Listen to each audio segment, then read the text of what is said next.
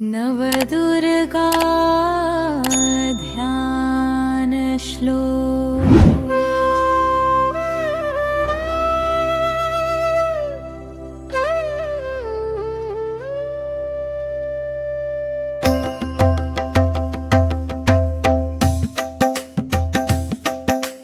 प्रथमं शैलपुत्री च द्वितीयं ब्रह्मचारिणी,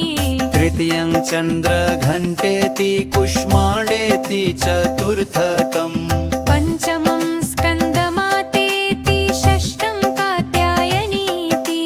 सप्तमं कालरात्रिश्च महागौरीति चाष्टमम्, नवमं सिद्धिदात्री च नवदुर्गाः द्रकीर्तिता।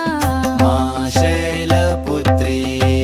वन्दे वाञ्छितलाभाय चन्द्रार्हं कृतशेखराम्, वृषारूढां शूलधरां शैलपुत्रीं यशस्विनीम्, मा ब्रह्मचारिणी दधाना करपद्माभ्यां मक्षमालाकमण्डलू, देवे वीरसीदतु मयि ब्रह्मचारिण्यनुत्तमा, मा चन्द्रघण्टा पिण्डजप्रवरारूढा चण्डकोपास्त्रकेर्युता, प्रसादं तनुते मह्यं चन्द्रघण्टेति विश्रुता, मा कूष्माण्डा सुरासम्पूर्णकलशं रुधिरापहृतमेव च, दधाना हस्तपद्माभ्यां कुष्माण्डा शुभदास्तु मे, मा स्कन्दमाता सिंहासनगता नित्यं पद्माशितगरदवया, शुभदास्तु सदा देवी स्कन्दमाता यशस्विनी, मा कात्यायनी चन्द्रहासोज्ज्वलकरा शार्दूलवरवाहना, कात्यायनी शुभं दद्यात् देवी दानवघातिनी, मा कालरात्रि